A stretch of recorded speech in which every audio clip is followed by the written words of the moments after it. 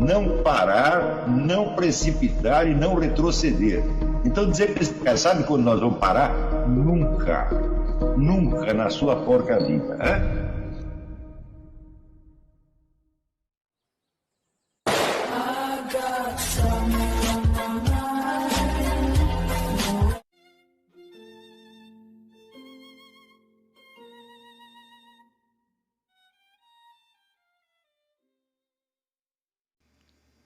E aí pessoal, tranquilo?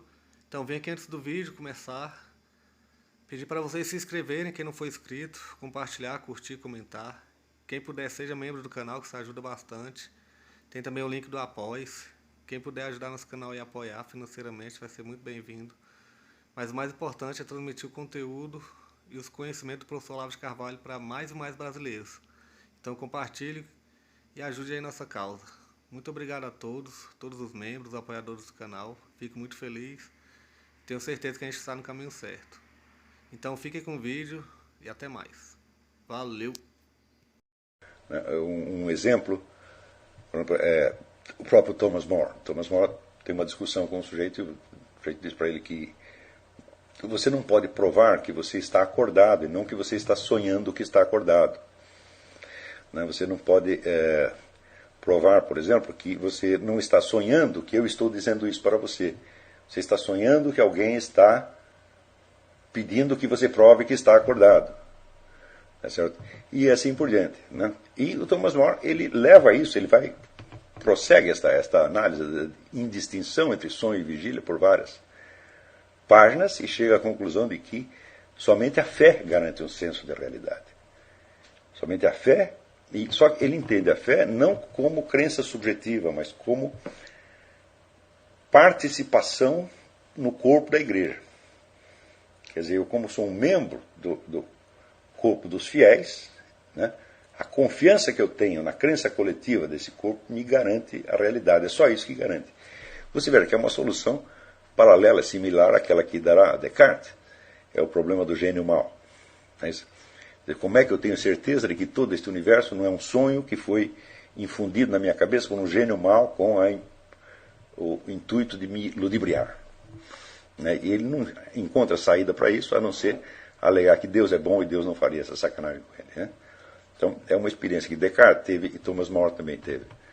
Né?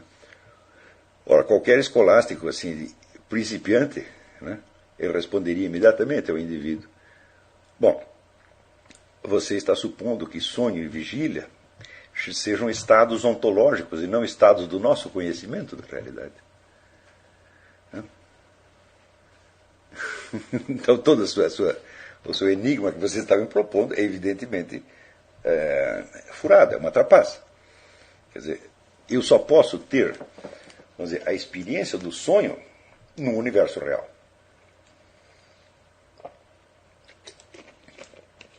Quer dizer, nunca. Para você supor que o sonho é um estado ontológico, tá certo? Você teria que supor ou em sonhos,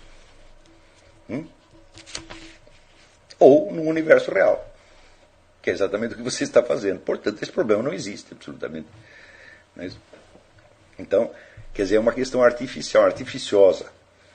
Tá certo? Vamos dizer, é um desafio erístico e não uma questão lógica séria.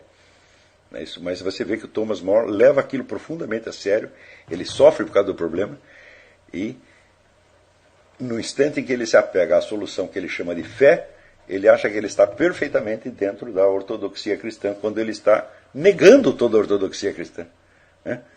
Na hora que ele diz que a única base do conhecimento é a fé, ele negou toda a doutrina cristã. Você vê que a existência de um mundo real cognoscível pelo ser humano, tá certo? É um dos tópicos básicos da doutrina da igreja. Principalmente Thomas More, que era um católico, discutindo com um protestante. Então, teoricamente o protestante seria o defensor do subjetivismo, quer dizer, da pura crença interior, tá certo? E o católico seria o representante, vamos dizer, da doutrina do conhecimento objetivo, mas você vê que ali a situação inverte, e Thomas More, no instante em que ele mais está se apegando à igreja como instituição, como corpo de fiéis, ele está no mesmo instante negando a doutrina da igreja. Não com intenção, como isso é o que se chama, isso é uma heresia material e não uma heresia formal. Então, e, no entanto, Thomas More é um santo da igreja. Foi canonizado por Pio XII. Então você vê, aliás, a igreja está cheia de santos que proclamaram crenças heréticas ao longo da sua vida. Que aí, claro, depois corrigiram, ou então foi considerado apenas uma heresia material, não uma heresia formal suficiente para condená-los. Quer dizer, não houve um intuito herético. Então, isso é para você ver como os nossos católicos brasileiros eles são mais exigentes do que a igreja. Eles imaginam que existe assim, a pureza doutrinal total. A própria igreja jamais conseguiu isso, mas o brasileiro consegue tudo. Sabe? É um povo iluminado, ele nasce com a ciência infusa, não precisa nem conhecer a doutrina da igreja para opinar sobre essas coisas. Mas então, aqui dando um exemplo de como é que vamos dizer, um santo da igreja defendeu seriamente uma doutrina que é obviamente herética, mas onde ele coloca, vamos dizer, a fé como única garantia da existência de um mundo objetivo. Eu digo, mas meu Deus, ele está... É o Kant com 3 séculos de antecedência, Quer dizer, nada podemos conhecer da coisa em si, só os fenômenos, mas nós acreditamos que o mundo existe porque, como diz, é um imperativo categórico, nós temos que acreditar nisso, porque senão tudo vira uma bagunça. Tá certo? Então, isso é para dar um exemplo, vamos dizer, da inabilidade filosófica desses novos filósofos, embora tivesse ainda algum resíduo de formação escolástica.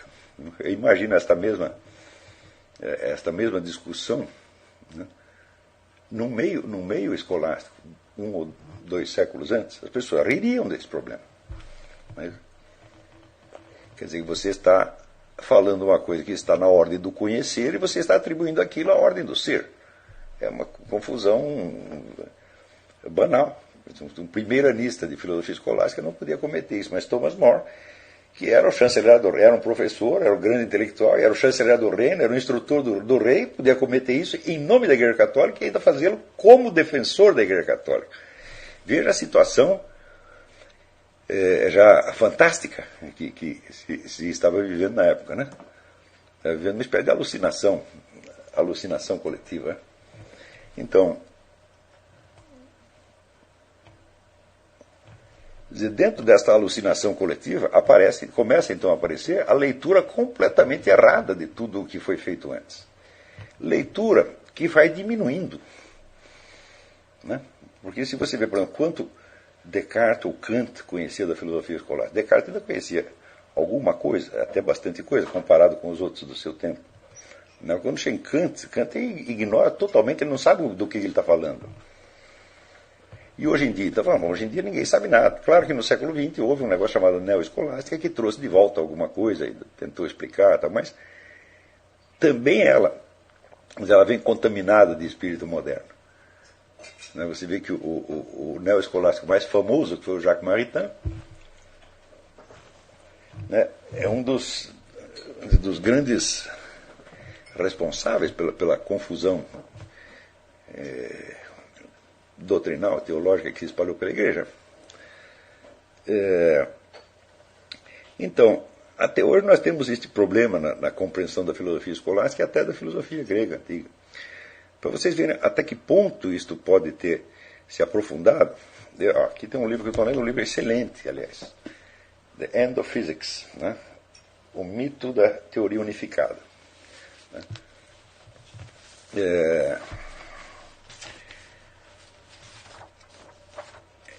É um livro que mostra que, de fato, a esperança de você criar uma teoria unificada que possa servir de base para todas as ciências já foi, como é que se diz? O pessoal da física já desistiu disso, na verdade. Eles continuam falando isso da boca para fora, mas ninguém mais acredita. E tem muitas observações altamente pertinentes, mas quando ele entra na parte histórica, ele comete erros assim que são...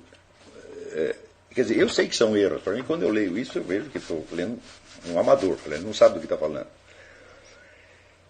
Mas são ideias que são compartilhadas praticamente por toda a intelectualidade contemporânea, exceto aqueles que dedicaram um tempo ao estudo específico disso, né? Vou dar aqui um exemplo para vocês. Tá aqui.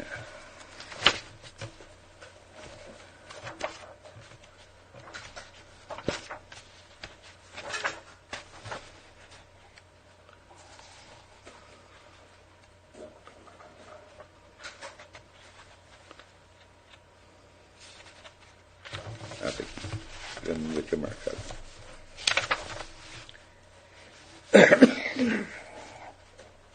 Durante muitos séculos foi uma crença central que o mundo todo, do movimento dos corpos que caem até a existência de Deus, podia, em última análise, ser compreendido pelo puro pensamento, a gente sozinho.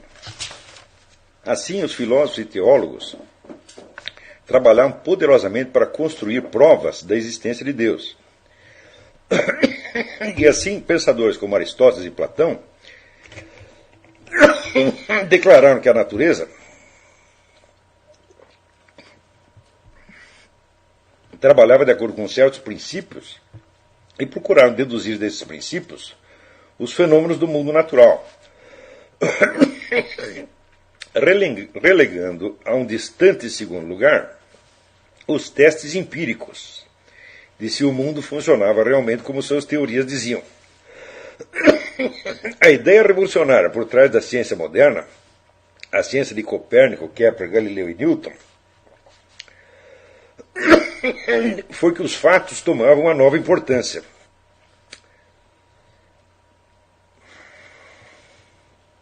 A crença fundamental de que as teorias deveriam ser simples e harmoniosas foi mantida, mas a noção de que essas teorias podiam ser desenvolvidas apenas mediante a cogitação foi abandonada. Ora, o sujeito está dizendo o seguinte, que praticamente toda a ciência antiga e medieval foi construída apenas pelo uso da simples razão, sem apelo aos fatos. E que, de repente, a filosofia moderna, com o empirismo, descobriu que os fatos eram importantes e que não bastava você construir belas teorias, pelo puro exercício da sua capacidade dedutiva, mas que era necessário apelar aos fatos. Ora, a primeira coisa que me chamou a atenção para a absurdidade dessa coisa foi quando eu comecei a ler os livros de ciência de Aristóteles, que são livros que só os especialistas leem. A pessoa lê a lógica de Aristóteles, lê a metafísica, lê a política, a ética,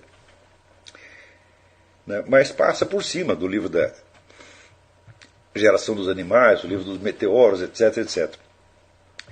Quando você vai ver, 70% da obra que se conserva de Aristóteles são livros de ciências naturais. Eu digo, mas se era para ignorar os fatos, por que o sujeito ficou investigando tantos fatos? Quer dizer, aqui, só o próprio Aristóteles ele faz a descrição da anatomia de centenas de espécies de animais. Né?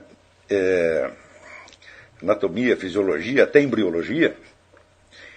Digo, mas como? Se eles ignoravam completamente os fatos, se era para construir pela simples razão pura, então para que tantas observações? Então isso aqui parece que está contraditado. Quando você vai ver direito como as coisas foram, a ideia de construir o conhecimento pela razão pura não apareceu na cabeça de ninguém antes do ano de 1600. Quer dizer, a ideia de que a experiência não traz conhecimento, de que só o que importa é a razão pura, essa é uma ideia de Spinoza. Spinoza nega taxativamente que a experiência possa trazer algum conhecimento. Ele diz, nós temos que desenvolver tudo como os geômetras fazem. Quer dizer, você cria os conceitos, a própria construção dos conceitos é a fonte da verdade. E isso é o que caracteriza o que nós chamamos de racionalismo clássico. O racionalismo clássico é uma coisa característica da modernidade. Isso quer dizer que o indivíduo, a história que o camarada está narrando está 100% invertida. Quer dizer, ele atribui à Idade Média e à Antiguidade uma ideia que foi característica da modernidade. E foi contra este racionalismo da modernidade que se levantam os empiristas modernos como Locke e outros. Quer dizer, o confronto entre racionalismo e empirismo é um dado da ciência moderna, da filosofia moderna. Não tem nada a ver com a antiguidade, a Idade Média. Isso é para você dizer até que ponto a imagem que se tem desses períodos, ela é falsificada. Mas ela não é só falsificada no sentido em que um sujeito escreve uma bobagem como essa, o outro escreve e isso é repetido. Não. Isto entra dentro da interpretação que nós fazemos dos textos. Quer dizer, nós lemos esses textos, ou os resumos desses textos, ou menções a esses textos, ainda dentro desse espírito. Então quer dizer que praticamente baixou ali uma cortina de fumaça entre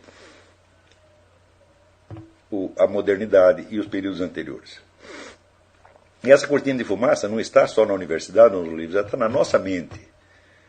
Nós todos, nós somos educados dentro desse panorama e a nossa visão não só da história, mas da estrutura da realidade está profundamente afetada por isto. Quer dizer, dificilmente você encontra uma pessoa que não acredita que só existem duas coisas no mundo. Existe o real e o imaginário. O real é aquilo que acontece na ordem física. O imaginário é aquilo que você pensa. E tudo aquilo que diz respeito à religião, a pessoa encaixa na esfera dos milagres e da fé. E todo mundo embarca nisso e não percebe que está sendo profundamente moderno e anticristão, que isso é completamente contrário à cosmovisão cristã. Daí a hipertrofia do elemento fé, que é também uma invenção do Kant. Tá certo? Então,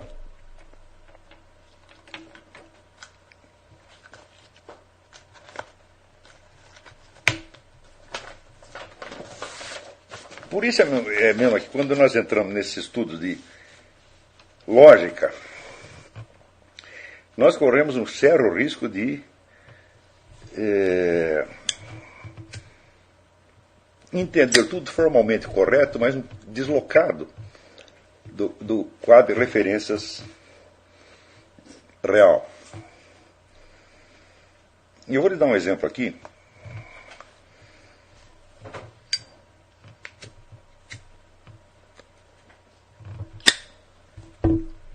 De como isso começou a acontecer e como todos os elementos que compunham a cosmovisão cristã foram se apagando do imaginário ao ponto de se tornarem, vamos dizer, puras matérias de fé, quando elas não eram. Ou eram matérias de conhecimento que você podia chegar através de meios racionais, ou eram, pelo menos, eram dados de experiências que você podia obter através do uso correto da imaginação. Por exemplo, a imagem de Deus. O que é que você entende como Deus? Hoje se entende assim, existe um mundo físico, tal como descrito pela ciência moderna. E este mundo foi criado por um ser separado dele, chamado Deus. Tem muitas pessoas que acreditam nisso e acham que isso é cristão. Ou seja, você está tomando o mundo físico como uma realidade básica.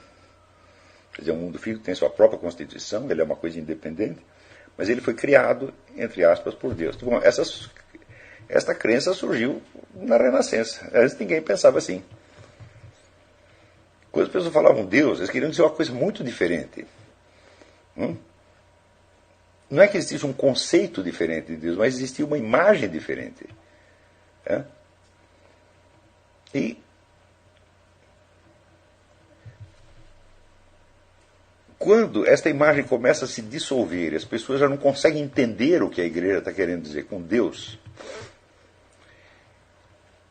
então aparecem vários remédios de emergência. Um desses foi sugerido pelo Nicolau de Cusa, Nicolau Krebs, cardeal da cidade de Cusa, que é um dos grandes pensadores do período.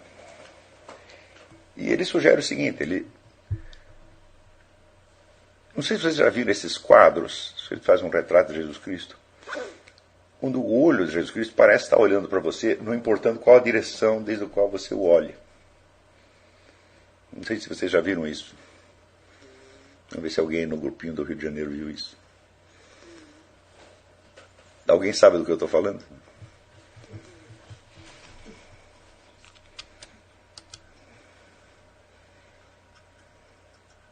Todos sabem, ótimo. Então, por estatística, acredito que os outros também saibam. Então, Nicolau de Cusa sugere que esta é uma das maneiras de você começar a conceber uma outra imagem de Deus que é mais próxima da realidade efetiva de Deus. Ele diz, veja, quando você vai para a esquerda, ele está olhando para você, mas a pessoa que está do lado direito também vê a mesma coisa. Isso aí contraria uma das propriedades fundamentais do olhar humano, que é a sua direcionalidade. Na verdade, hoje em dia, né, se tem um conhecimento mais preciso disso. E, na verdade, você sabe que a gente enfoca um único ponto. E que tudo em volta desse ponto está mais ou menos desfocado. Mas esse ponto é o centro articulador de tudo. Então, a visão humana não apenas é direcional, mas é eminentemente direcional. Então, quando você começa a olhar para aquele quadro, desde duas direções diferentes, tem uma outra pessoa olhando na direção oposta, e os dois estão sendo olhados ao mesmo tempo, fala, bom, aí você começou a conceber o que é Deus. Agora você imagina o seguinte, imagina que tem não só duas pessoas, mas todos os objetos da sala. Todos eles estão sendo olhados ao mesmo tempo.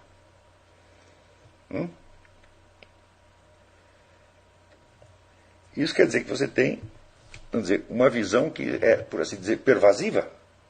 Ela vai para todas as direções ao mesmo tempo. E não só aqui, mas em toda parte.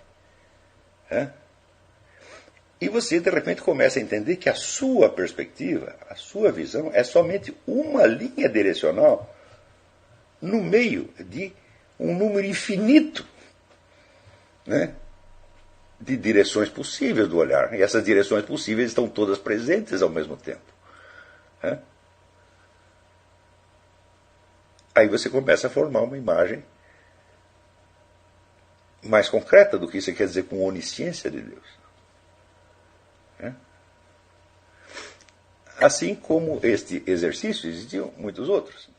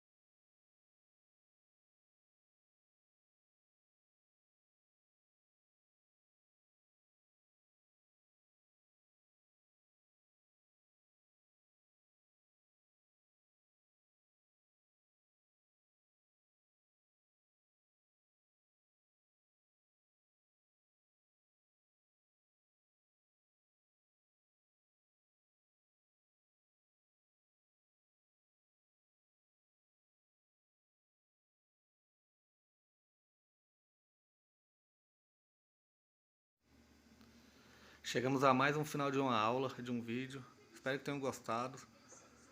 Quem não se inscreveu ainda, se inscreva, compartilhe, comente. Ajude o nosso canal, apoie, seja membro. E ajude o nosso canal a chegar a cada dia a mais brasileiros que precisam muito do conhecimento do professor Olavo de Carvalho. Então é isso aí, fique com Deus, até o próximo. Valeu. Então é isso aí, pessoal. Que é o nosso canal. Que são alguns livros que eu já li. A maioria foi doação, mas alguns eu adquiri, professor Olavo de Carvalho. Alguns livros se perderam aí que eu emprestei. Professor Alexandre Costa. A Bíblia Sagrada. 10 lições sobre Karl Marx. Indico a não ler esse livro, que é muito ruim mesmo. uns pensadores aqui que realmente, como o professor Olavo de Carvalho disse, não são pensadores. Valeu, tamo junto aí. Apoie nosso canal, seja membro.